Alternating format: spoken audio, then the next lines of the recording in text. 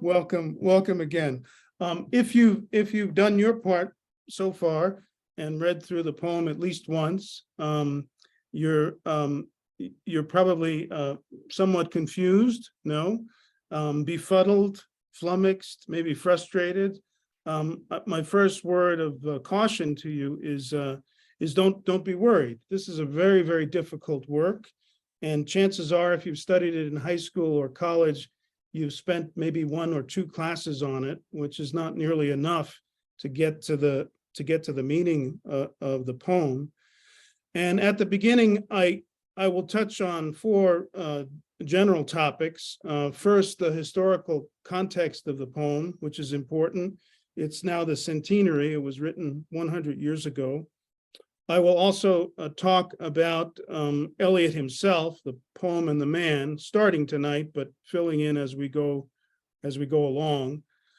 I'll address the difficulty of the poem, and to do that, I'll rely on your impressions of those difficulties, which are common difficulties.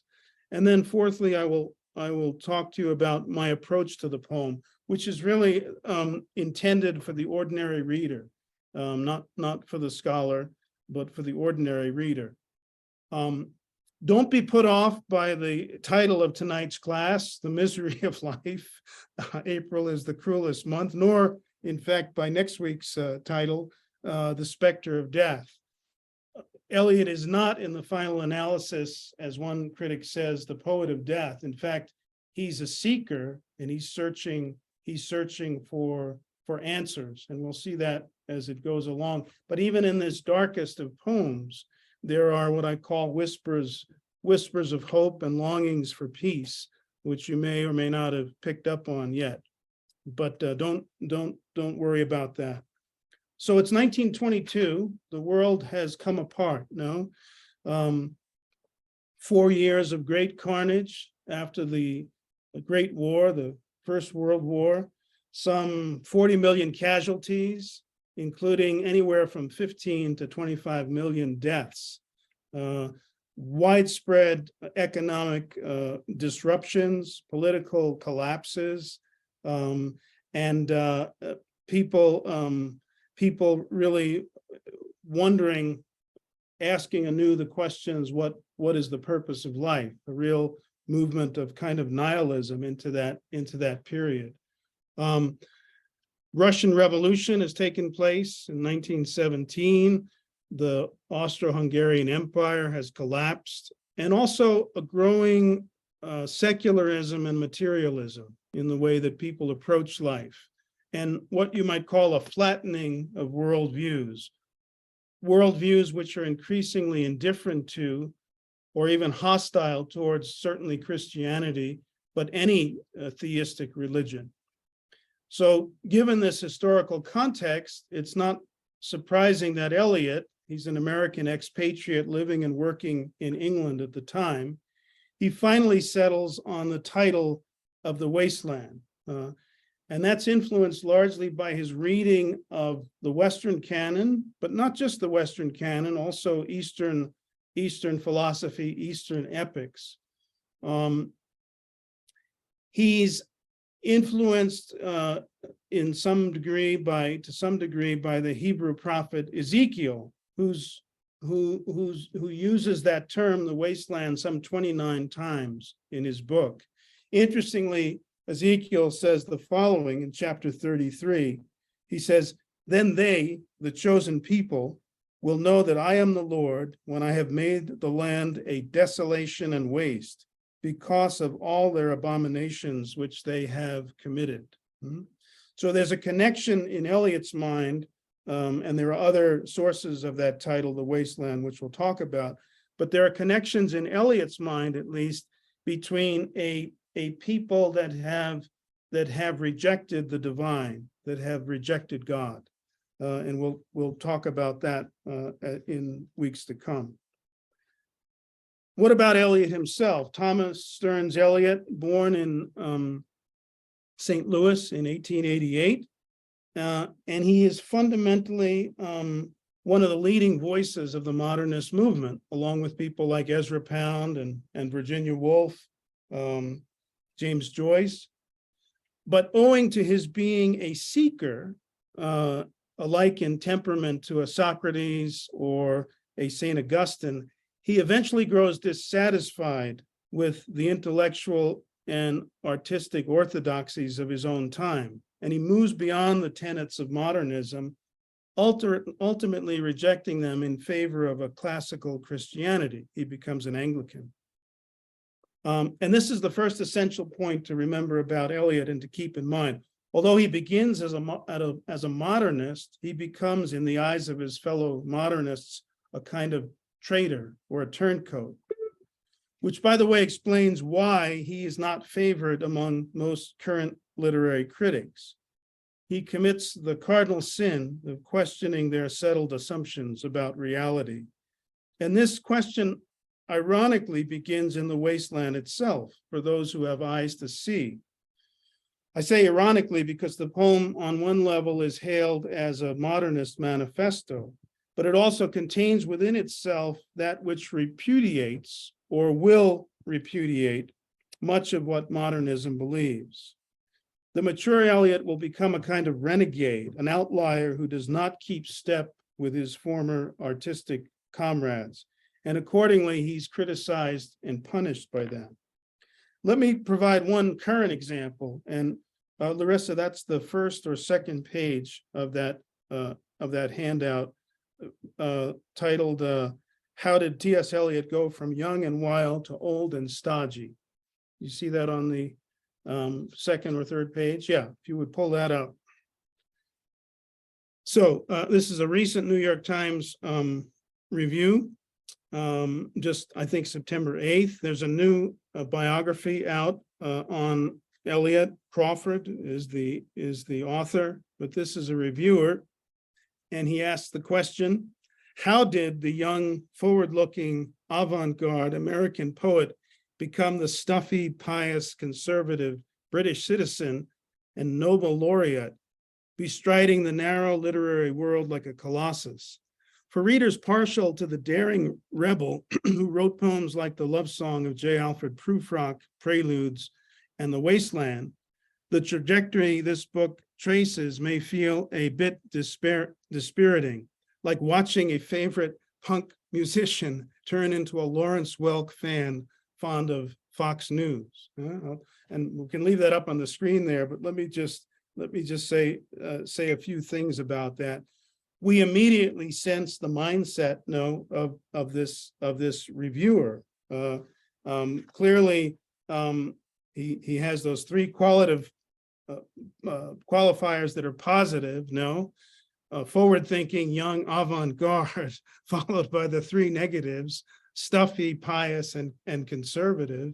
And he clearly takes a shot at there's kind of a chronological snobbery going on there, is there not? Lawrence Welk is not the greatest musician, but you can see the kind of attitude that's at work. But the crux of the matter, what explains this, follows in the next paragraph.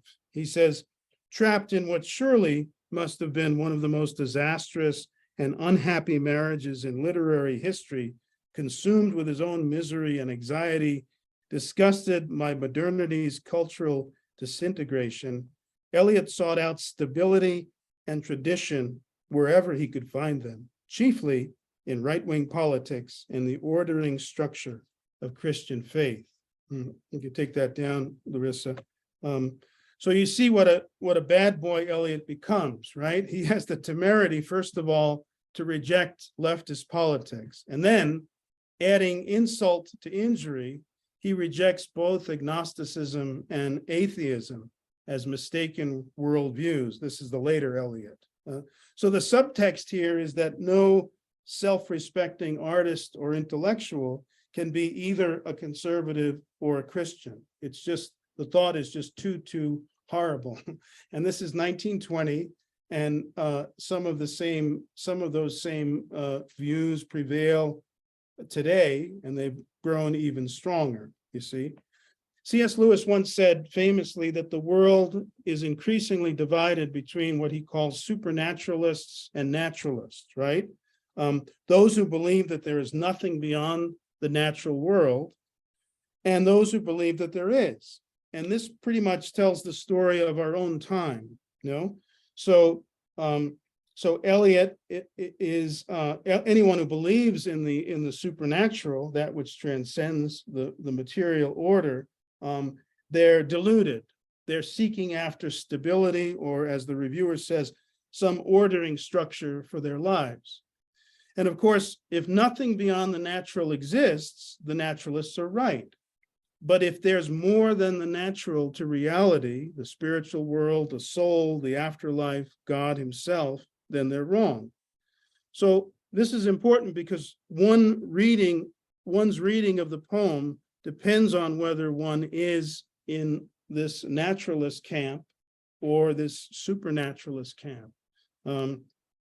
And therefore, a lot of criticism from the poem comes from those who don't like the direction in which Eliot is going, and certainly don't approve of what happens to Eliot in the 10 years after the writing of The Wasteland, when he becomes Christian, you know.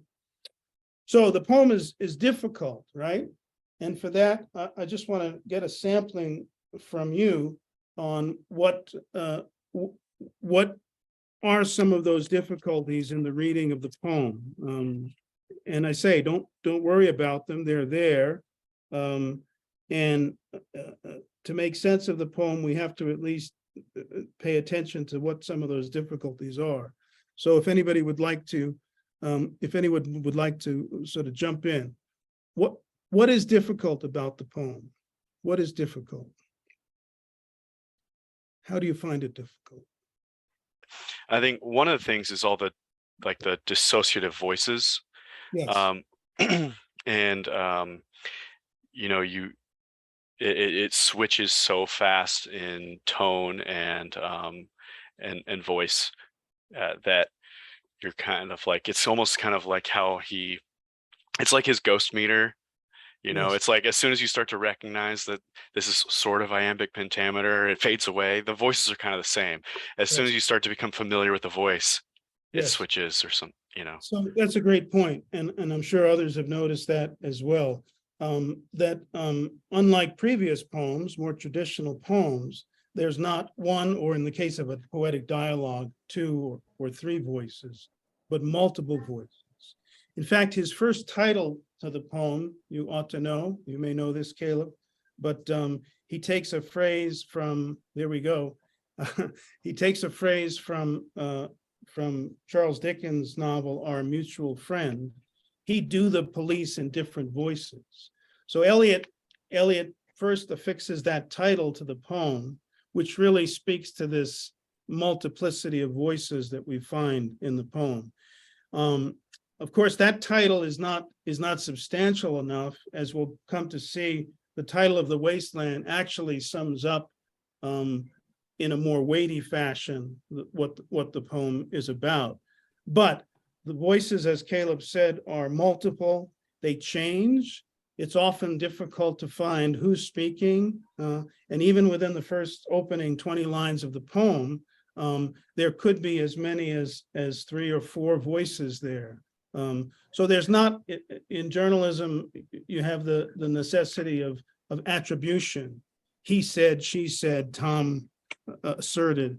This is lacking in Eliot's poem. So that's one of the major difficulties. Good. What else? What other difficulties? It's dense. It's dense. Well, there's so many references and inferences to, yes. Just about anything. Religious texts, plays, everything from stuff that now, we consider classic and must reads to things that, heck, I don't know if many people read in his time.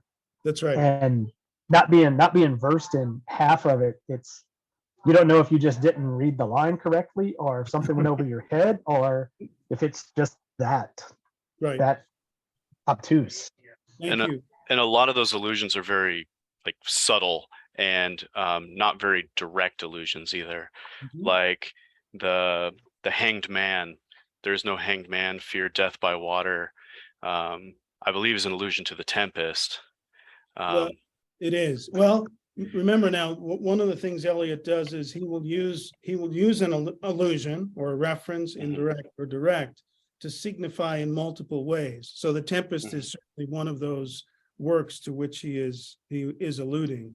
Back to Anthony's point. Was that you, Anthony, that was speaking? I believe it was. Yeah. So denseness. It's dense because it's just chock full of literary, historical allusions. If you were to do what scholars have done and try to track them down, it would probably drive you mad. Well, actually, and this might help. Yeah. I don't know if I'm the slow kid in the class. This may help other people. Yeah. I found a website that has the entire poem. Yes. And it actually has links to different parts of it. You can just click on different lines.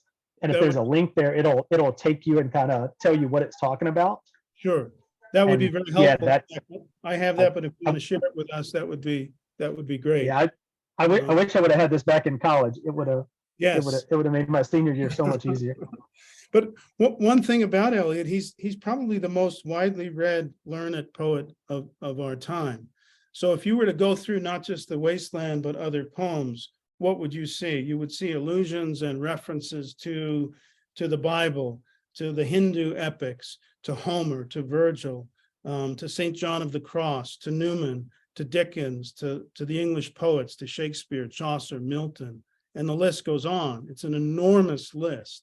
And some people make the point that, well, Eliot is showing off, and he may well be showing off a bit, but I think it goes back to what I said earlier about Eliot being a seeker, wanting to get to the bottom of reality and relying on the traditions, both East and West, to say things or use things that other poets and writers and philosophers have used as a way of trying to zero in on the meaning, get to the heart of the matter. So I think that's more the motive than simply showing off. He's trying desperately to get to the meaning of reality and relying on wonderful insights that poets and writers and philosophers in the past have had. Okay, so two areas of difficulty. Any others? What others? I think besides the multiplicity of voices and the insane like hypertextuality of the text that people have commented on, there's also the problem of Eliot's notes on the poem. So what I find difficult about them is that he'll make an allusion or a reference, and your handy dandy like compendium might give an explanation, but then he'll have a note on that line that actually kind of diverts your attention to something that seems completely different from what you were expecting. Like so then he's making these like double allusions. So then there's the allusion that you kind of expect, or that might be more commonplace or easier to spot. But then he also puts in these strange, like very cryptic notes that just kind of increase it rather than clarifying. They sometimes like raise more questions than they answer. Sure, because he's using he has, you might say, he has what you might call a magpie intellect, which means that the magpie bird picks up anything it can find: paper, foil, pieces of trash. Well, Eliot's mind is a magpie intellect in that his wide reading, he's pulled things from a wide array of reading, which are there kind of at the ready. And when he's writing poetry, various phrases or images come to mind. And then he's trying to use them in a way that sometimes we can't follow. So one of the takeaway points of the notes and the denseness and the various allusions, they can be helpful, but I'm going to suggest that they're not absolutely necessary to understand the fullness of the poem. They can help. Sometimes they throw us off track, as you say, but in any case, they can add to our knowledge, but they can also take away from the from the synoptic look at the whole poem. And it's better to try in the reading of the poem and in listening to the poem, it's better to look for strands and strains and threads of meaning that are consistent throughout the poem, trying to identify that. Does that make sense? Yeah. Any other reasons for difficulty? These are the main ones, and I'm glad you picked up on these. Any others? Just a few other, this is Joe, a few other kind of surface details of not just the deep allusions, but just right on the top, the change of languages, and other things like the references to kind of supernaturalist things. I mean, he definitely, he knew of the tarot and horoscopes and stuff like that. It feels to me like, T.S. Eliot wrote this for T.S. Eliot. Like you to read this and fully understand it without doing any prep, you have to have his exact mind with all of the very, like you said, very broadly read and Sure, magpied kind of intellect. Yes. Otherwise you got work. you have work to do, exactly. Yeah. But that certainly is another area, the languages, from German to French to Provençal to Sanskrit at the end of the poem. There's Greek in the epigram, which we'll talk about at a later point. So the languages are also there. And remember too, this poem, as it was originally conceived by Eliot, was nearly twice the length. And Ezra Pound, his fellow modernist poet, operated, as it were, on the poem and chopped out large sections of the poem, which Eliot, owing to his respect for Pound, allowed to happen. Some of those changes were quite good. For instance, this powerful opening of the wasteland was preceded by some 20 or 25 lines about an ordinary conversation in then contemporary England. I'm not quite sure of the connection there, but it actually served him well to begin with these lines and after having excised those first 20 or 25. So the languages are there. There's also the issue of modernist stream of consciousness. If you've read James Joyce, the writer knows where he's going and what he wants to do, but clarity for the reader is not necessarily a priority, right? So that all of these things make it difficult. But as I said, what he's trying to do with all of this is to diagnose the problem of the human condition, and to explore what it's like to be a human being living at the beginning of the 20th century. So remember that throughout our discussion in these classes. Now, I say diagnosis, I put that in the title of the course. He may not have set out to diagnose things in a direct way. In fact, he kind of downplayed the wasteland later in life. He called it a piece of rhythmical grumbling, which was an understatement, to say the least.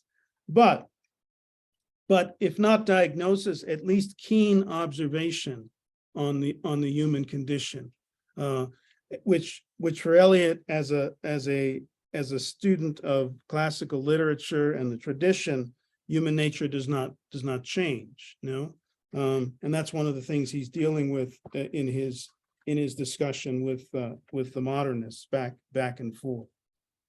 So good. Those are the difficulties. We can come back to some of them as we move along. But remember, he's trying to get to the heart of reality and pulling out all the stops to get there. So he's alluding, he's referring, he's using this tradition and that tradition, this image and the other, and he's trying to get there.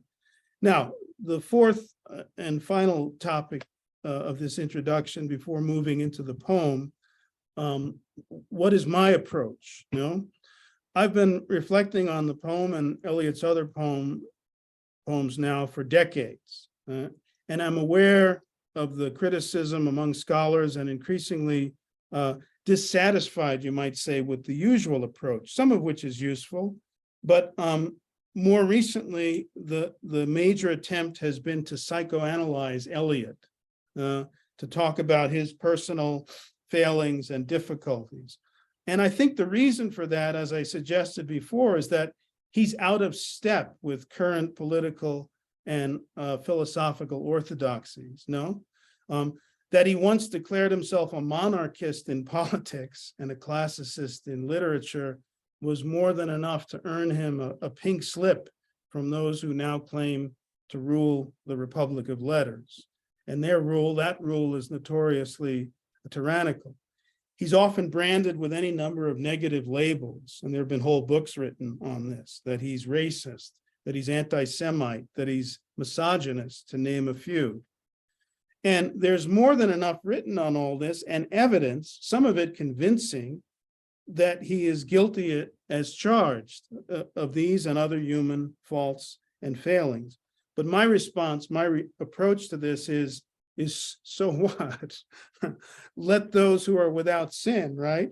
Those who are perfect in their own estimation be the ones to cast the first stone.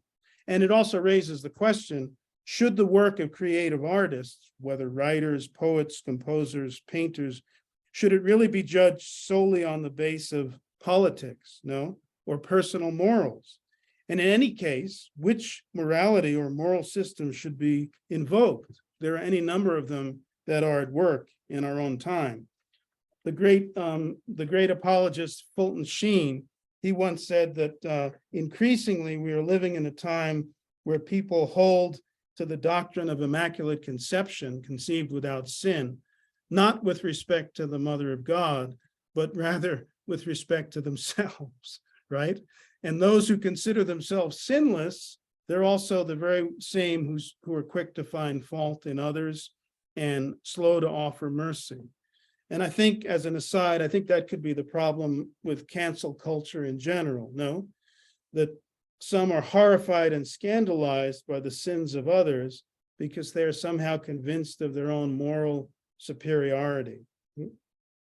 So that won't be my approach to psychoanalyze. He did indeed have a painful marriage, a troubled marriage. He had great bouts of anxiety and depression. He spent time in mental health clinics and sanitariums. And that certainly has a bearing on his work. But really, my approach is that I find these peripheral to the main questions about the wasteland. And what are those questions in my approach? Well, for starters, what is the poem's essential message and meaning? You know? What does it assert about reality and the human condition? What does the poem seek? What, if anything, does it find? What does it teach? What does the poem teach? And by the way, the notion of literature teaching, being didactic, is of course not acceptable in academic quarters today. But poetry of the past, literature of the past, intentionally did teach. So that's good to remember. So as you reread and reflect on the poem, ask yourself these questions. Does it have, insofar as you can understand it, does it have the ring of truth? No. Does it square with your own experience of life? Does it offer insights about reality? Does it speak to your heart and soul? And if so, what does it say? And before I give you my own initial take on Eliot as a 14 and 15-year-old reading it, let's talk in very general terms about your impressions of the poem, apart from the difficulty which we've already touched on. What are you gleaning from the poem in the broadest sense thus far? Anyone? Sure. One of the things I am very interested in the poem is kind of going from the title, The Wasteland, and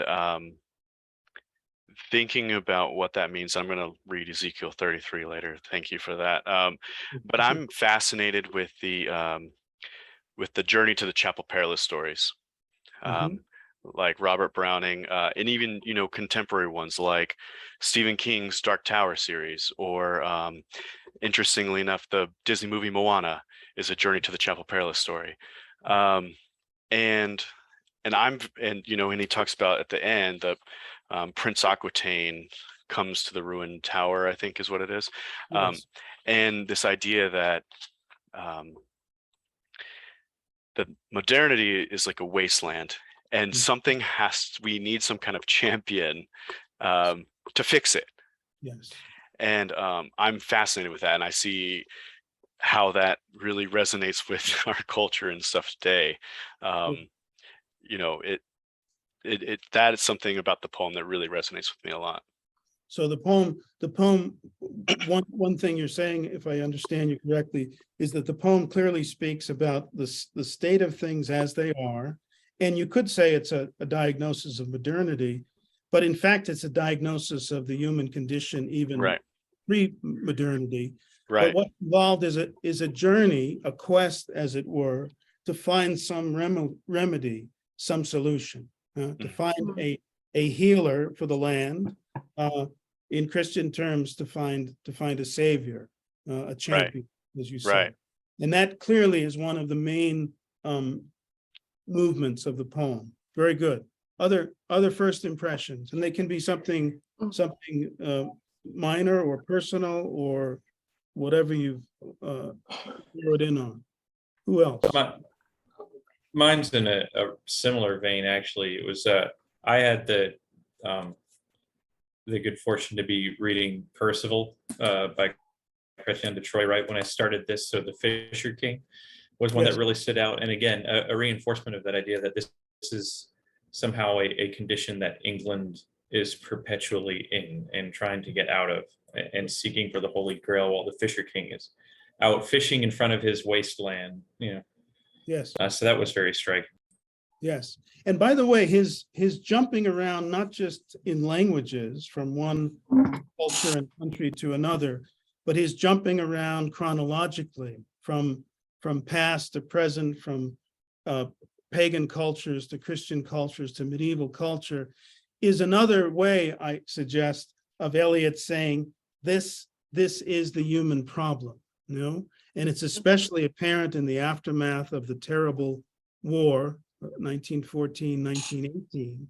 But it's also been part of the human story from the beginning. Yes. Yes. Thank you. One thing that connected with me is this idea that living is going to be painful, and it's actually cruel of the spring to wake us up again, because it's so painful to remember the tragedy, and it's also so painful to remember the beauty that was before that tragedy. And I just think it's really beautiful the way he said that, because after you've had some tragedies, both those things are very painful.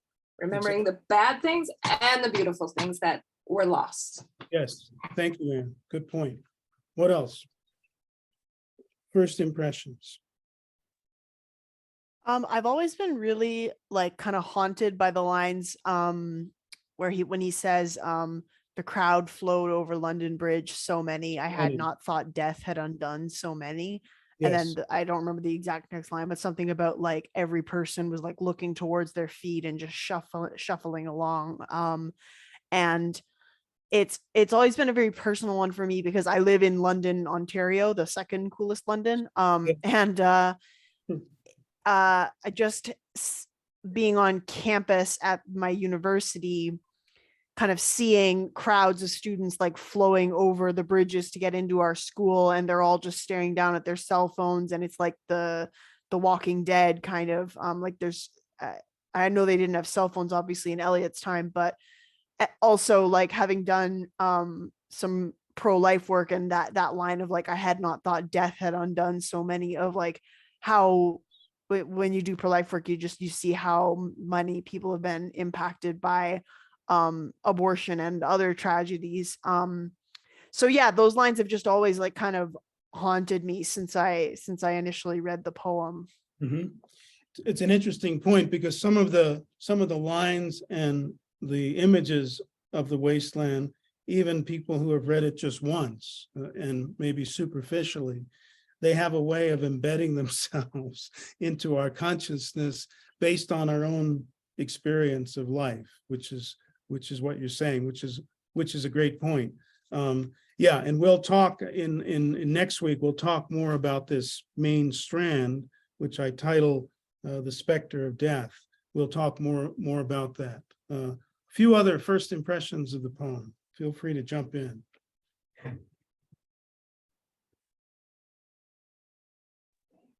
Well, I've always liked the imagery in the poem that is dealing with, like at the beginning, he says, "What are the roots that clutch the branches? What branches grow out of this stony rubbish?" So I like that he's trying to find something that's left in like the rubble, literally, of war, but also he has the later imagery about the fragments to shore against the ruins and all of that. So like, what do we still have that can protect us from the desolation, I guess? Yes, and many of his fellow modernists, because they're materialists or agnostic or atheist, when Eliot, even in the wasteland, starts to veer towards a solution, in their mind, he's entering into a kind of self-delusion, you see, because they dismiss that as the naturalist would dismiss that. But clearly he's back to the point made earlier of his being quintessentially a seeker. He wants to get to the bottom of things. He's not satisfied. And the wasteland, the writing of the wasteland, or the wrestling with the images and the matter of the wasteland, it's as if he's peeling away one layer of reality after another and looking for the true explanation of things. And he's not satisfied with anything less than that. So that's a great point. Good. These are all good. A couple of questions up here. Fishing is always a hopeful endeavor. That's certainly true. And there's something positive associated with fishing. Another Stan says the U.S. war also started Civil War also started in April, and that's true. There are some references, in fact, allusions, indirect, to a poem by Walt Whitman on the death of Lincoln, which was in April at the end of the Civil War. So thanks for those comments itself. Now, to the poem itself and the focus of this evening's class, the misery of life, April is the cruelest month. Let me say a few things about that. Number one, it's in a section of the poem, the first section of the poem, which is titled "The Burial of the Dead." So we know right away that death is a theme, but that phrase comes directly from the Anglican Book of Common Prayer, and it's the funeral service for the dead. So even in the title, here's Eliot looking at something which on the surface is funereal and dark, but of course the burial service in the Anglican Church, as in any Christian church, is also, the undercurrent there is the possibility, of resurrection. So even at the beginning of the poem, we see that. Let's listen, if I can find it on my Audible. And by the way, Larissa, thanks for loading on the in the email the poem read by T.S. Eliot, which is worth listening to, despite his sometimes forced British accent. It's still worth listening to, because it's always worth listening to the poet read his own poetry. But let's just listen. This is another version from the actor Jeremy Irons, and just to the opening lines. And actually, this reading or rendering, they use two voices. They use a second voice with an actress whose name I forget. Let's listen to this. See if you hear it. Wasteland by T.S. Eliot. You hear it? 1. The Burial of the Dead. April is the cruelest month. Breeding lilacs out of the dead land, mixing memory and desire, stirring dull roots with spring rain. Winter kept us warm, covering earth in forgetful snow, feeding a little life with dried tubers. Summer surprised us, coming over the Starnberger See with a shower of rain. We stopped in the colonnade and went on in sunlight into the Hofgarten and drank coffee and talked for an hour. Ich bin gar keine Russin, stamme aus Litauen, echt Deutsch. And when we were children staying at the Archduke's, my cousins, he took me out on a sled and I was frightened. He said, Murray, Murray, hold on tight, and down we went. In the mountains, there you feel free. I read much of the night and go south in the winter. Okay. Is everyone here? I've lost, there we go. Good. So before we get into the meaning of the cruelty of April, which one of you touched upon already, just to reiterate some of the stylistic issues. You notice how the voice, the speakers, as we say, change. At least one part of the poem seems to be a recollection of a woman from noble family thinking back on her youth in Central Europe. No, but the beginning, I'd say the first 4 lines and the last 2, they have a different feel to them. No, how do they feel differently? What about them seems different to you from what goes in between? How are they different? I think one is they're like temporally different. Like April is the cruelest month versus someone kind of recollecting on the past. Okay, so there's a difference in verb tense in time. Good. What else? It seems more, I don't know if aphoristic is the right word, but like a person's trying to establish something with authority, like I'm speaking authoritatively. And yeah, I don't know if aphoristic is the right word, but just that idea of like they're trying to kind of assert something, whereas the rest of it's more like a memory. I think you're on the right track. I would actually use the adjective prophetic. No, there's something clearly being spoken with authority, as you say, at the beginning and even at the end, whereas the middle, it has to do with particular recollections of conversation. No, it's interesting to note the poem is titled "The Wasteland," and yet these opening lines talk quite a bit about moisture. No, summer rain coming in, snow, and so on and so forth, which are immediately undercut in what follows, and we'll talk about that at a later point. But there's that. There's also the style to keep in mind that occasionally Eliot will use, only very occasionally in The Wasteland, he will use rhyme, but otherwise it's unrhymed verse. It's also not end stopped. The lines don't typically stop at the end of the printed line, they continue. Another feature, you might say, of the verse. So the first question, obviously, we need to deal with is what is so cruel about April?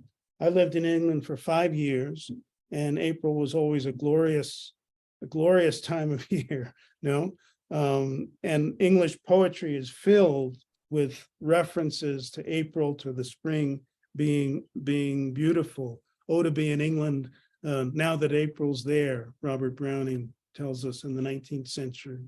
And Shakespeare earlier, 1590s or thereabouts, talks about, quote, April dressed in all his trim hath put a spirit of youth in everything. No, but what's really foremost in Eliot's mind, I think, in writing this, is the opening passage from Geoffrey Chaucer's Canterbury Tales. No, And if you, Larissa, have that next page that you can put up, I'll read the first portion of it, which is a translation from the Middle English, which appears below. So, when April with his showers sweet with fruit, the draught of March has pierced to the root, and bathed each vein with liquor that has power to generate therein and sire the flower. When Zephyr also has with his sweet breath quickened again in every holt and heath the tender shoots and buds, and the young sun into the ram one half his course has run, and many little birds make melody. And Chaucer's version below is beautiful. You can read it on your own if you haven't read it before. But the point is, here in the year 1400, the middle of the growth or the movement of Christianity in England, April is traditionally associated with spring and with youth. You can take that down, Larissa, thank you. It's a time of rebirth and generation, right? A return of light to the land, green grass, blossoming flowers, the beauty of birdsong. And so the question is, what makes it cruel for Eliot? Well, and it's a time when you start pilgrimages too. It's also a time. It's a time to start a journey. Yes, and we'll talk about that in an interesting sort of preview of that is when we talk about the absence of God and these same down-faced sullen commuters who are crossing over London Bridge. They're actually moving in the opposite direction of the spiritual heart of England, which is Canterbury. And where are they moving? If you know London, they're moving into the financial center of the city. So there's a completely different focus. We'll get to that later. But certainly, it's a time of pilgrimage for Chaucer. Certainly, that's how he begins the Canterbury Tales. So for Eliot, then let's try to decipher and figure out what's cruel about it. Why does he qualify April, traditionally associated with youth and rebirth and spring, with cruelty? What's he up to here? Well, I don't know if this is far-fetched. This is something that I think one of my profs said, was that coming out of World War I, you've got like the what are they called, like the trench warfare, and bodies would have been like frozen into the mud when they like corpses. And then when springtime came and there was the thaw, you've got this like kind of nasty rising up of corpses in the ground. Sure. So that was one image that they said at least might have been kind of referring to. Yeah, no, that's not far-fetched at all. He certainly has that in mind, right? Yeah, as on a you might say on a minor note, that's certainly there.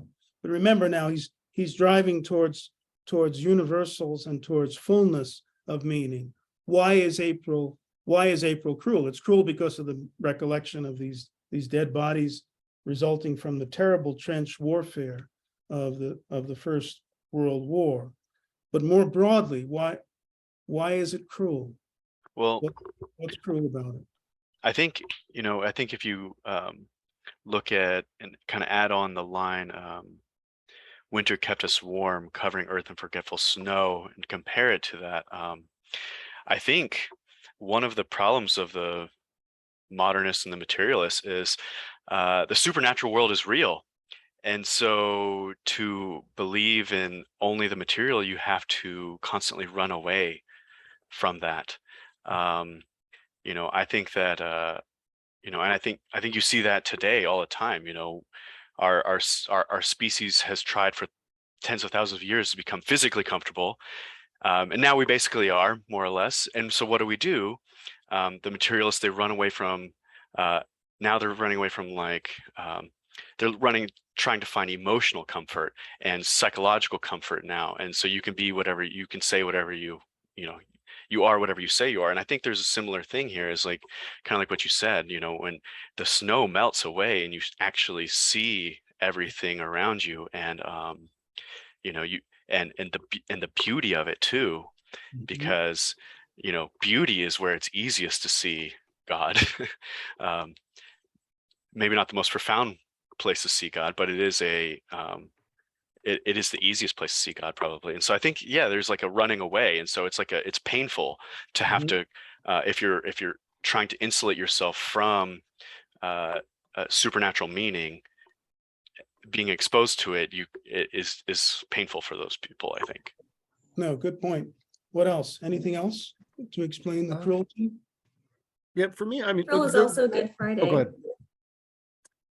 April has, it's Easter, but then, I mean, there's Passion Week.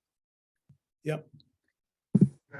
Yeah, April is not only associated with pilgrimage and the rebirth of the natural world. Christians certainly associate with Easter, right? The feast of the resurrection. So that's certainly the case. And that would be cruel for a mindset that doesn't believe in the possibility of resurrection. No. Good. There was someone else who we cut off there. Who else? Oh, that was me. I was actually going to start with this exactly the same comment. So that was okay. Perfect. Good. But I was thinking much more maybe human than that. If the whole poem is called The Wasteland, I'm looking at this from a new fresh read of it. If the poem's called The Wasteland, if modernity is a wasteland, then starting a new cycle of seasons into it could then be cruel. It's like the morning is dawn is beautiful and bright and bracing, but if you're depressed, it's not, oh God, oh God, what another day. It's, oh God, another day. Beauty can be pain if you're not in the mindset for it. Yes. And in the natural scheme of things, the dawn comes, but every day the darkness follows. And in the course of the year, the spring does come, but every year the season of autumn and winter recurs again. So it brings us April, depending on what our mindset is, what our belief is, what our worldview is. April is cruel because it brings us painfully back to the realization that the natural cycle, what is the natural cycle? Well, it's birth, growth, maturity, decline, death. That's the natural cycle. The flower blooms today, is fresh and beautiful, but it soon fades, falls again to earth. So April thus becomes a powerful image of the natural world and also of the limitations of natural human life. After his conversion to Anglican Christianity about a decade later, after The Wasteland, Eliot will treat of the same theme, and he will also he will repeat other themes that he raises in The Wasteland, and he will have the same theme with a slightly different additional wrinkle, as it were. So the eagle soars in the summit of heaven. The hunter with his dogs pursues his circuit. O perpetual revolution of configured stars. O perpetual recurrence of determined seasons. O world of spring and autumn, birth and dying. The endless cycle of idea and action. Endless invention, endless experiment. Brings knowledge of motion, but not of stillness. Knowledge of words and ignorance of the word. And all our knowledge brings us nearer to our ignorance. All our ignorance brings us nearer to death, but nearness to death known nearer to God. I put that down now. Thanks, Larissa.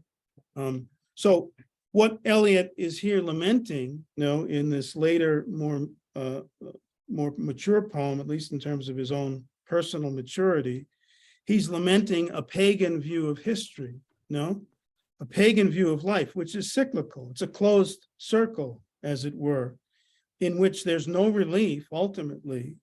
There's no escape. It's a worldview, as Eliot comes to believe, that is ignorant of the word, ignorant of Christ, and distant from God. And this worldview brings with it a kind of unrelenting weariness, you might say. It becomes unbearable to those who have the honesty or sensitivity to give it any thought.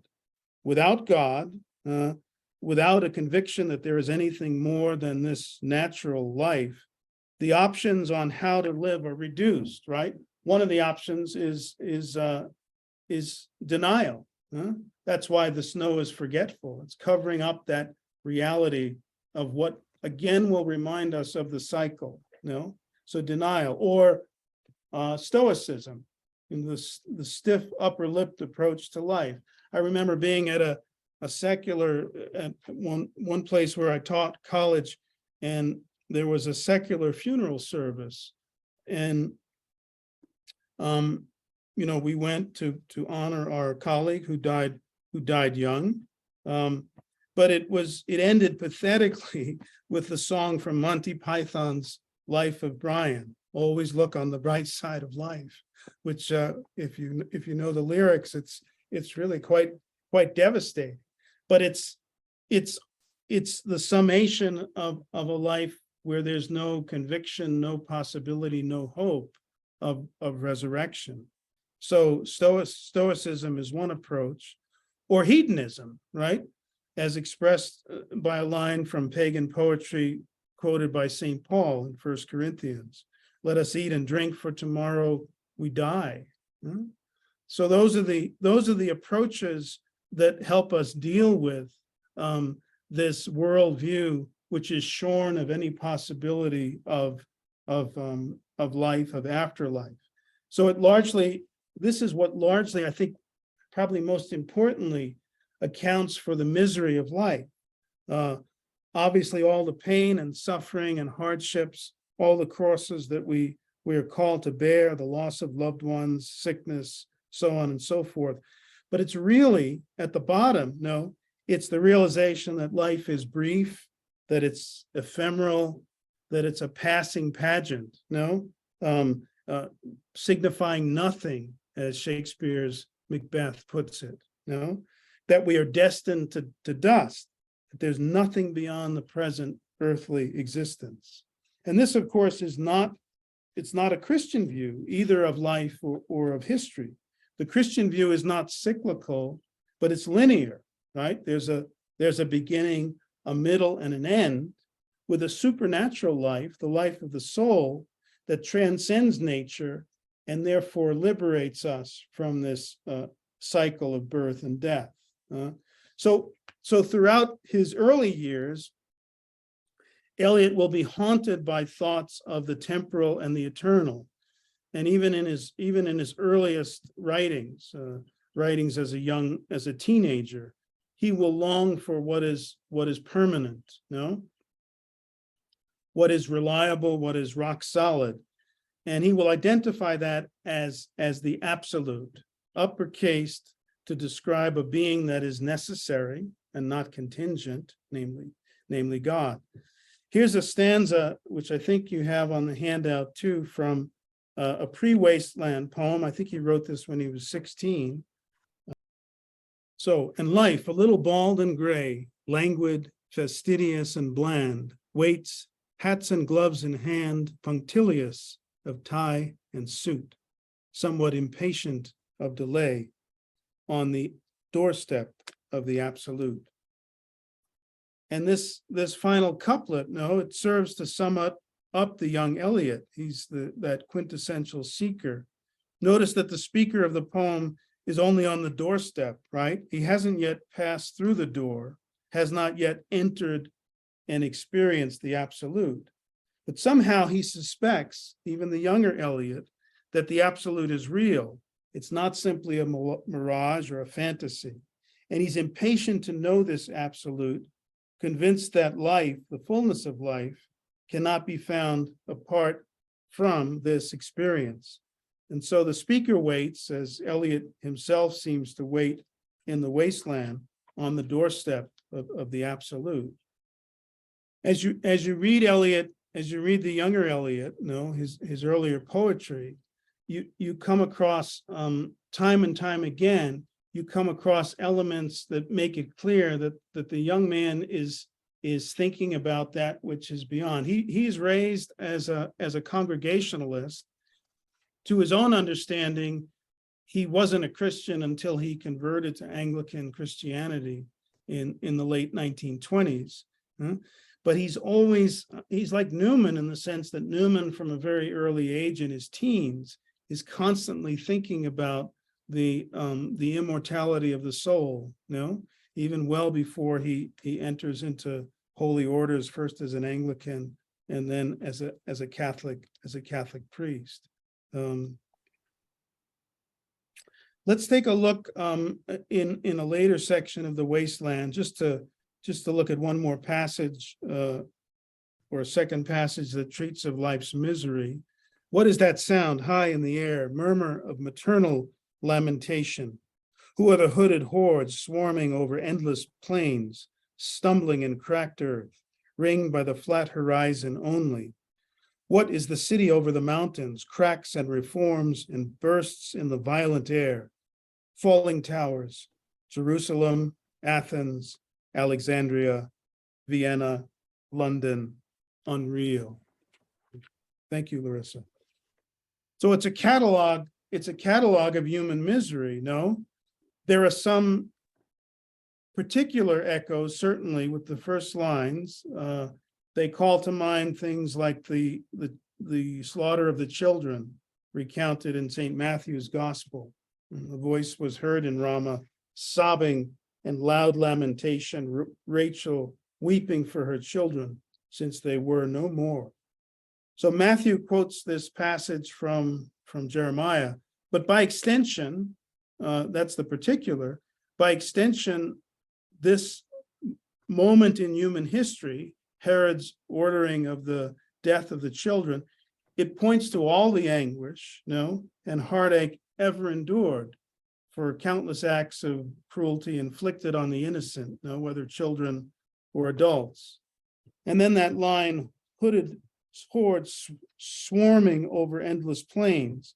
Remember, most recently, in Eliot's mind, he has perhaps foremost in thought the Bolshevik Revolution of 1917.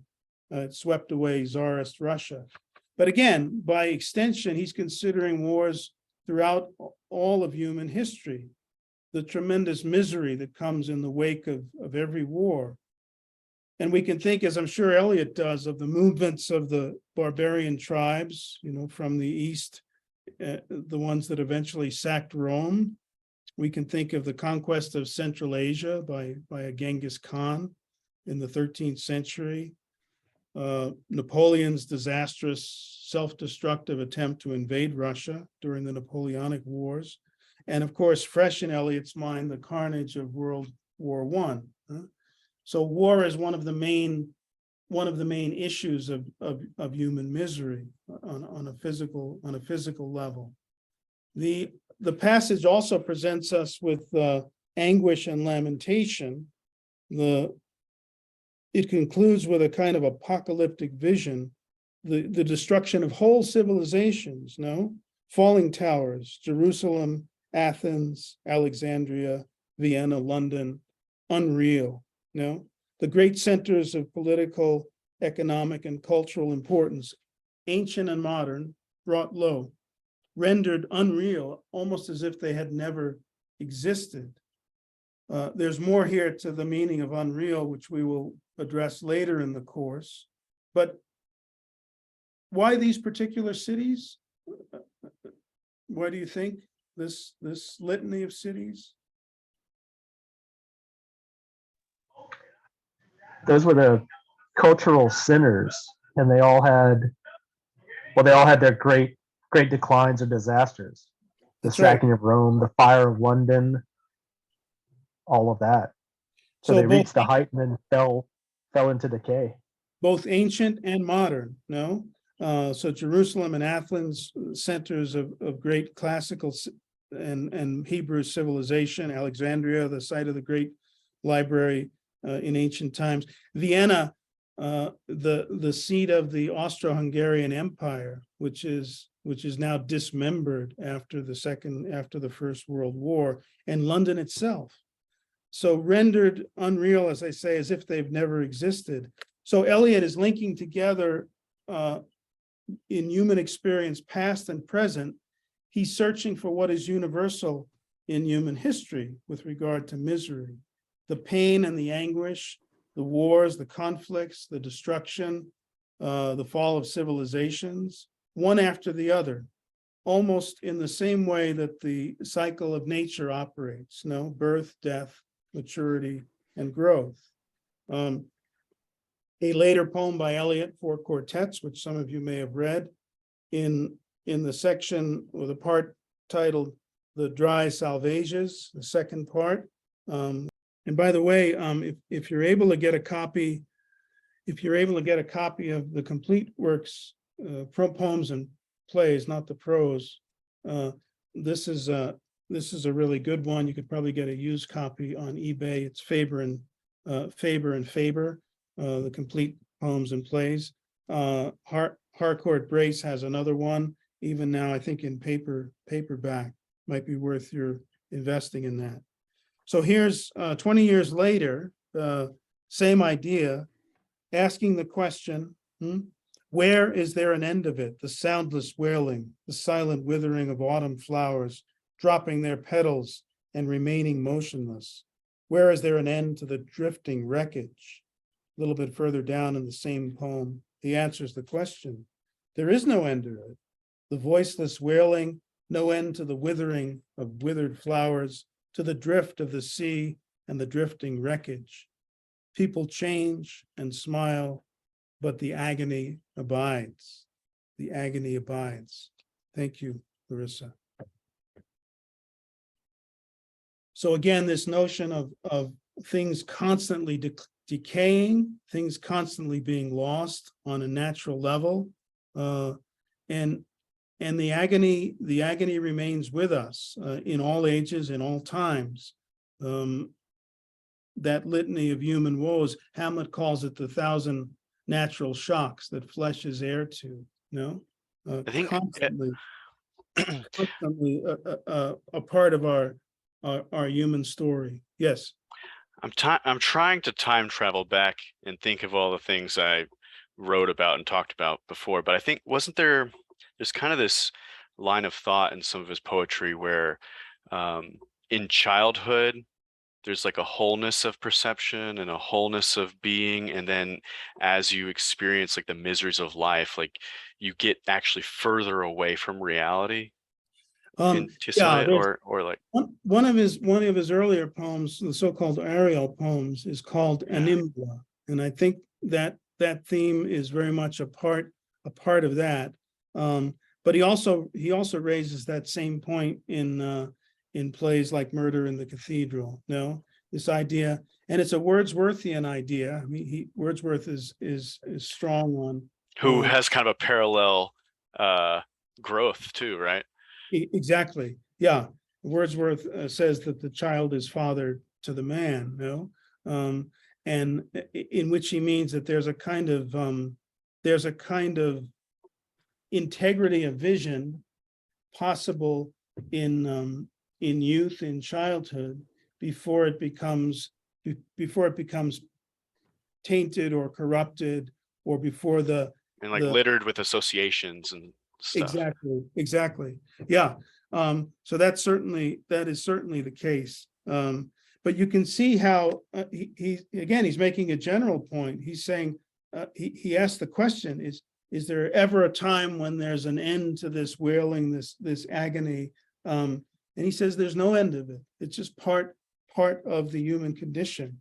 And of course, if you are a materialist, you're left with those options of denial, of stoicism, or of trying to make a best of a bad situation, or the hedonism, the escape into drugs, or Eliot famously will talk, and we'll talk about this more at a later point, being distracted from distraction by distraction. So 3 levels of distraction, so as we don't have, so we don't have to look at the reality before us, no, because it's too horrible. One of the other epigraphs that Eliot chose not to use at the beginning of The Wasteland is that phrase from Joseph Conrad's Heart of Darkness. You remember it if you read it, where Kurtz just simply says the horror. Those are his dying words, and that touched on and would have summed up in some way what Eliot is saying, or what I'm trying to explain that Eliot is saying here tonight. So the theme of human misery is consistent with Eliot's artistic honesty, again, wanting to get to the bottom of things.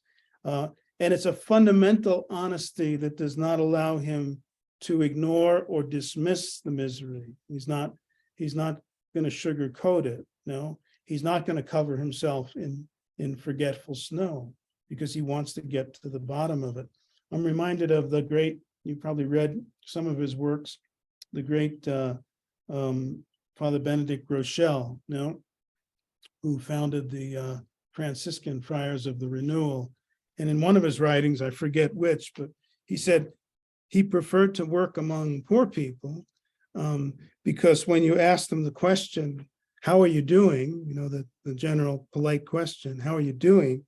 He said they were more likely to be honest in telling you the answer. Well, I'm about to get evicted from my apartment, or my friend just overdosed, or he said the poor are more likely to be existentially honest about the problems of their lives. We, as Eliot says elsewhere, we spend a lot of energy preparing the face to meet the faces that we meet, hiding, as it were, because most people don't want to hear about our problems or difficulties, except those that are close to us. But Eliot's point is that it's all around us, and Grochel's point was, that's why he precisely liked working with the poor. So we can, as I said, we can choose to deny it. We can fortify ourselves in some way with alcohol or drugs or stoicism. We can muscle through, or we can escape into that mindless pursuit of pleasure or power, But if we look at misery straight on and do not have the gift and the practice of faith, supernatural faith, it's pretty easy to lose heart, to lose heart and to panic. We have an example of such panic in the poem, an extreme loss of confidence in life itself, its meaning, purpose, and direction. In the second section, the game of chess. My nerves are bad tonight. Yes, bad.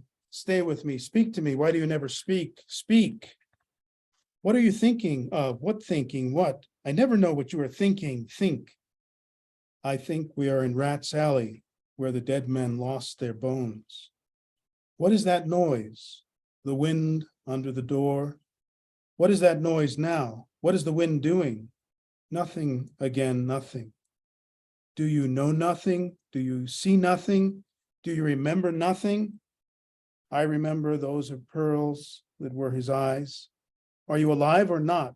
Is there nothing in your head but, oh, that Shakespearean rag? It's so elegant, so intelligent. What shall I do now? What shall I do? I shall rush out as I am and walk the street with my hair down so. What shall we do tomorrow? What shall we ever do? The hot water at 10, and if it rains, the closed car at 4, and we shall play a game of chess, pressing lidless eyes and waiting for a knock upon the door. Thank you, Larissa. So first impressions, there's a lot going on here, and we'll come back to this passage when we talk about the corruption of love and the limits of knowledge. But overall, first impressions of this passage. It makes me think of a passage from St. Augustine where he talks about disintegrating, like not just like we think of it very kind of without thinking about the root of the word, but like to disintegrate. So that's kind of what it made me think of. So disintegration in the sense of things pulling apart. Okay. And just take that a little further, if you would. So what is the process, or what are the details of the process as you see it in this passage, which is a passage about disintegration? Well, I mean, it seems like whoever's speaking to someone else, they're speaking at cross purposes, and then like they're getting carried away on trains of thought that are taking them in all different directions. And so they're not communicating, even though they're talking to each other. It's not a dialogue, right? I mean, it's set up as a dialogue.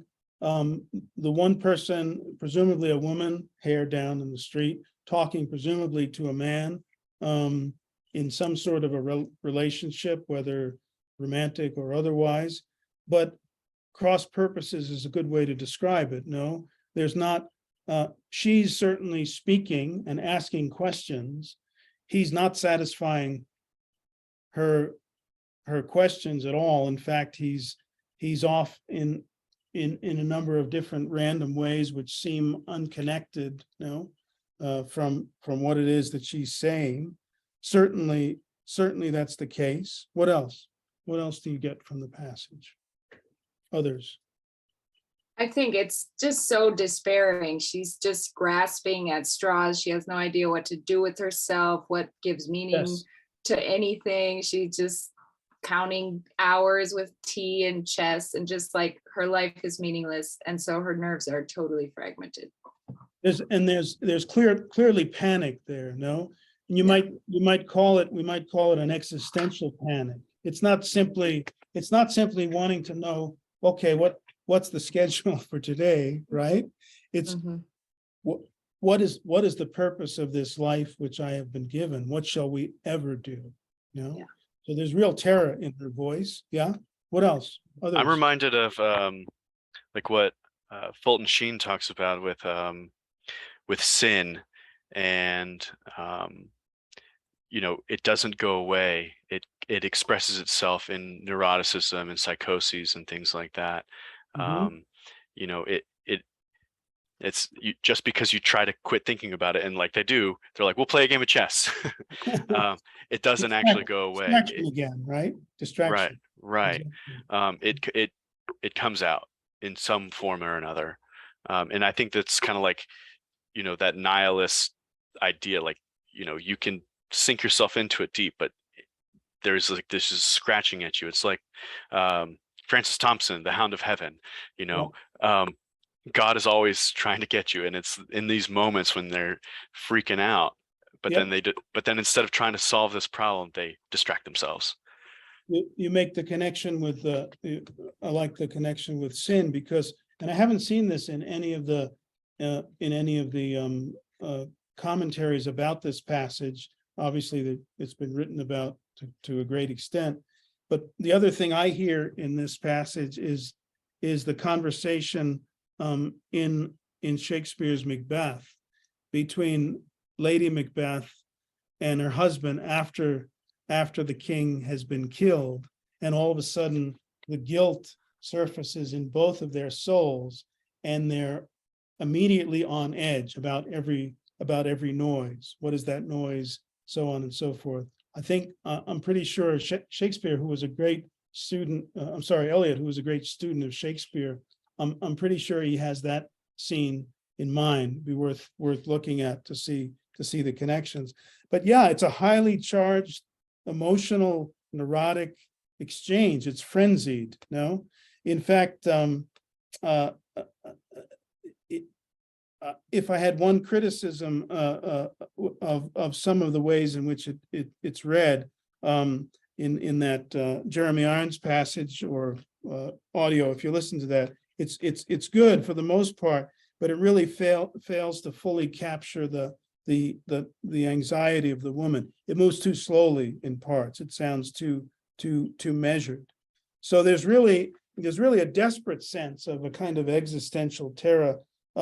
The other unspoken questions are what is the reason for our existence? No, what are we to do, not just today, but what are we to do with our lives? And what does anything we do matter? No, and the response to her, found in the last 4 lines of the passage, it's not helpful in the least. No, what does he say? Well, we'll have hot water at 10, suggesting we'll prolong the time of day at which we rise. No, so we'll sleep in that forgetful phase. No, the chess is a time filler.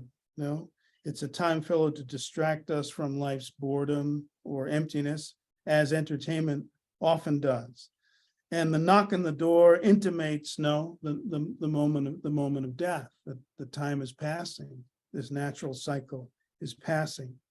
And if life is nothing more than how pagan cultures saw it, no recurring cycle of life, birth and death, then April is indeed the cruelest. It's the cruelest month, because it only serves to underscore that ironclad movement from which there's no escape, no coming out of that ring, that cycle. So Eliot is touching on a fear which is deep within the human heart, even in the heart of believers.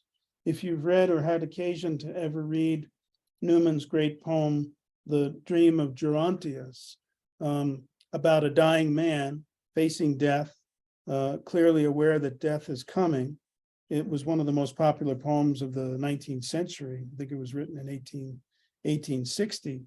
But here's Newman, rather, John Henry Newman, talking about even in the life of a believer, this man Gerontius is a believer, no? Faced with the reality of death, there's a natural human terror, which this man, even a believer, feels. And if that's true of a believer, if a believer feels that terror, what must it be like? What terror must there be in the hearts and souls of those who are materialists, who do not believe? So people change and smile, but the agony abides, as Eliot says. It endures. I want to leave some time for questions related to what I've said, or other questions before we wrap it up for tonight. But I think this is the way, in general, we'll proceed, and we'll try. I would suggest when you reread it again for next week, October 12th, think especially of the instances in which Eliot mentions death, and how he understands death, or how he communicates the notions of death throughout the poem, both in language and in images, and also what meaning we can derive from his treatment of death. And that's where we'll concentrate on next week. But for tonight, let's just throw it out for additional questions or discussion. Ask some general advice. How do you approach the poem? What's the best way? I mean, I'm a novice. I'm a complete idiot when it comes to poetry. What's the best way to approach this when you're reading it?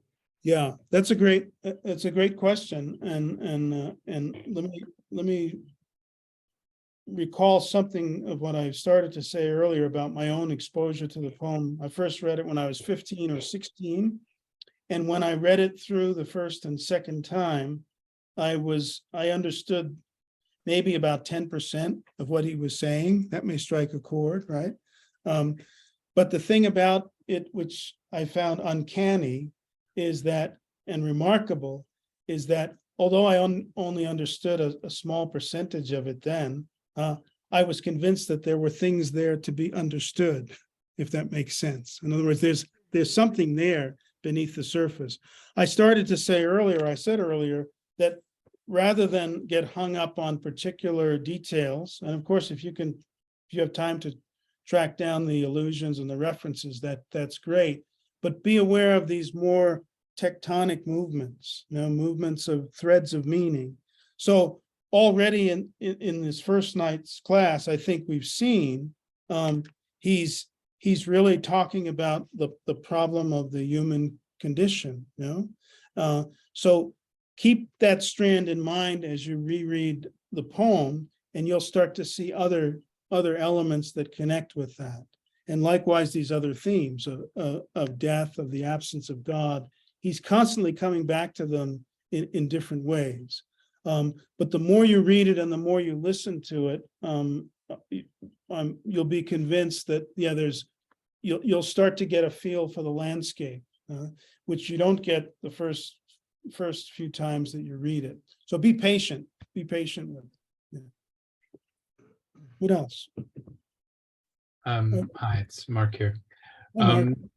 I've read that Ezra Pound did a lot of it, and you mentioned this, did a lot of cutting or helping editing it, I should say. Yeah. And Ezra Pound, from my understanding as well, has a lot of these kind of obscurest references as well. Like he likes to do, especially in his later work with the cantos, etc. Yes. And also his veering into like earlier in life. I don't know what period this is for Pound. Was it the period where he was like about cutting down things to the minimal words, or about like later in life he went down to some conservative, like fascist? He had some dubious endings there. Yes. Which part was this? He was trimming at this point in his Okay. He was trimming down considerably. As I said, his advice on the editing of The Wasteland was to trim it considerably. What is interesting, and we could talk about this later, in his editing, frequently Pound would try to remove things that related more directly to belief or to Christianity. For instance, there's one line in the poem in the original manuscript where Eliot inserts parenthetically, "and I, John, saw these things," referring to St. John and the Gospel and the Book of Revelation.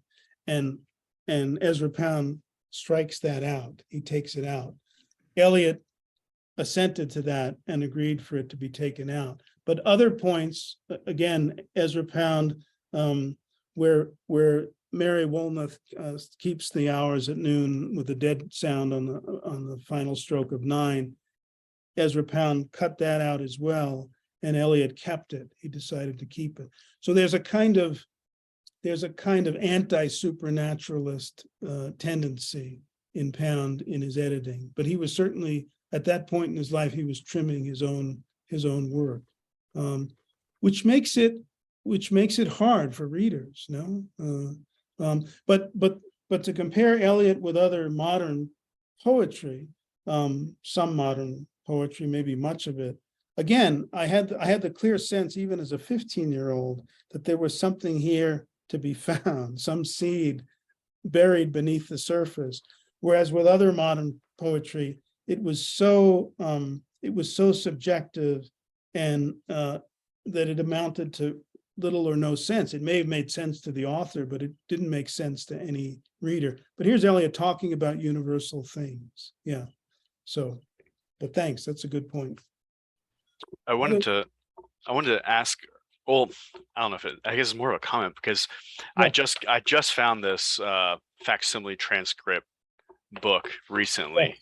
Just stumbled upon it, and it is astounding that his original poem didn't start with "April is the cruelest month," because that is one of the most, like, it's so striking of the poem in the way that it is kind of an inversion of Chaucer's prologue, and Yes.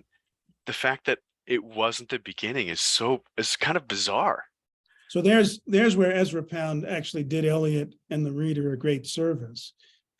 He appreciated what Eliot was doing in those 25 lines before that, but he said no, that it muddies the waters. Start right where the poem does start, and so I think that was one of the wiser decisions that Pound made. The work you're talking about is this one. Yes, sir.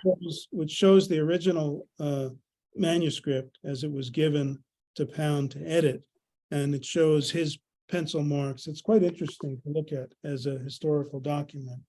But we'll talk about some of those general tendencies in the editing, some of which serve the poem well, some of which didn't, or at least cut out things that Eliot was trying to make clear and would make clear in later poems. I mentioned this before, but this is one of the ones you can get hardbound, complete poems and plays. This is Faber and Faber. So they're out there. I think they're still, you can get one of these used copies pretty cheaply, if you'd like to invest in that. Okay, who else? Any other questions or comments? Let's see what the chat box says here. Everyone, I'm Ty. I just wanted to quickly say how Hi, glad Ty. I am to be here. Larissa got me in at the last minute. So Okay. I've not read The Wasteland yet. Okay. But as we were talking about it tonight, just captivated by the passages that we've read, the discussion, and constantly thinking of images of what's going on in Ukraine. Yes. And thinking how perhaps there could be something written soon that would reflect what was going on 100 years ago. Yeah. Yes. Yeah. It has. I had asked that question before. Ty, did you say your name was Ty? Yes. Ty, thank you. I had asked that question before in that series of questions. Does the poem square with your experience? Does it have the ring of truth? And I think as we come to understand it more fully and start to see these strands of meaning connected, I think most of you will agree, yes, this is a snapshot of the human condition, the state of the soul, the state of suffering and agony in the world, whether warfare or otherwise. So, and by the way, again, Eliot is intent on communicating something which often carries the name didactic, and of course didactic poetry and literature is really dismissed or looked down upon today. Why do you think that is, by the way? Because poetry all through history, I mean, Homer is teaching us things, Dante, Shakespeare, they have no qualms about sharing their observations about the world, to sharing with their readers or their listeners. That's didactic teaching. Why do you think that's so frowned upon in our own culture, either Ty or someone else? Maybe it's not efficient. Not efficient, perhaps. Anyone else? Any other thoughts on that? I think perhaps people see it as too prescriptive. Prescriptive. We're in this very, don't tell me what to think era. And that's, I mean, this is a big can, Mark Worms, to open this late into class, but it's a broader thing than just poetry, right? Sure. Modern art and other areas of creativity. Exactly. Kind of feel the same way. But that's don't tell me what this is. Let me decide. Right. That's a clear difference between modernity or modern literature and the literature of the past. No, the whole notion that someone who had the gift of poetry, I think of Milton and Shakespeare and so forth, Chaucer. That the general population assumed that because they've been given this gift of this keen ability to observe reality as it is, we might just be able to learn something from what they say. But here we are post-Enlightenment in an age influenced by relativism, and the common man, woman in the streets retort or question is, well, who are you to teach me anything, right? That on top of the fact that there's no agreement about the nature of truth, or if there is, yes, there may be a truth, but can it really be known with certainty? So that's the battle, you might say, that ancient and early modern literature has with the reading public of today. So keep that in mind as we're going through this. But good point. Anyone else? Maybe one thing to give us a little bit of hope, because I think it's been kind of dire, and it's from the dry salvage part that you read, but just a few stanzas later. Do you mind if I read just Oh, one go ahead. stanza? Yes. So there is no end of it, the voiceless wailing, no end to the withering of the withered flowers, to the movement of the pain that is painless and motionless, to the drift of the sea and the driftless wreckage. The bone's prayer to the death of God, only a hardly, barely prayable prayer of the one Annunciation. Yeah. So the realities, thanks for reading that. The realities of the later poetry is that Eliot will be quite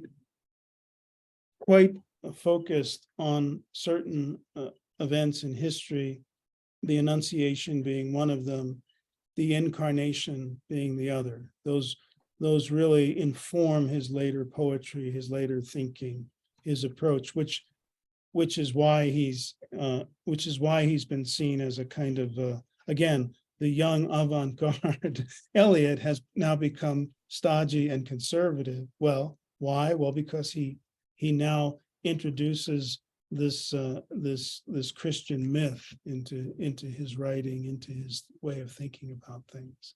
So yeah, though there is hope. Thanks for reading that, reminding us. I tried to say at the beginning, don't be concerned about the topics of these first through few classes, because we really want to get it's that diagnosis that has to take place, looking full on the nature of reality before Eliot the Seeker will start to say, well, what are the answers? What are the remedies to this? And of course, the later Eliot is really wonderful to read, not just his poetry, but his plays. Anyone else? I was going to ask, are there some other essays or companion poems that you would suggest? Like, I think the what is it? Tradition and the individual talent, I think, would be pretty relevant.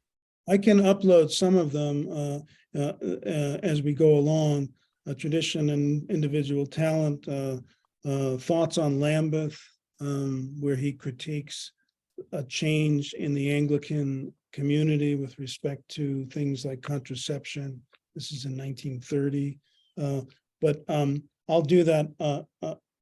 I'll give a list or either upload the essays themselves or the titles, which are easily found online on Google. So, and I will, as we go on, one of the things I think will be helpful, as we did tonight, to show his treatment of the same themes in different poems and at a later period. I will also have excerpts from some of those essays. So we will do that. Yeah, I think Marina really captures kind of that like grasping and searching for something kind of thing, the theme that kind of goes through some of the Wasteland. Marina, especially, I may give you that whole thing to read next week, or have a screen share with that, because precisely it deals with the problem of death. So we will talk about that next week. And by the way, if anybody has questions or things during the week, I'm not immediate on my response to email, but I will try to get back to you. At some point, I can upload my cell phone if you'd rather have a conversation than go back and forth on texts. So anyway, I'm delighted to be here with all of you. I think this will be really fruitful. One of the things that my study of Eliot has done for me is that it's affected me on a deep level, because he's dealing with reality, and he's dealing with the human soul and the human heart as it is. So I hope you find that in your own reading and study of him. I hope you find it equally transformative. So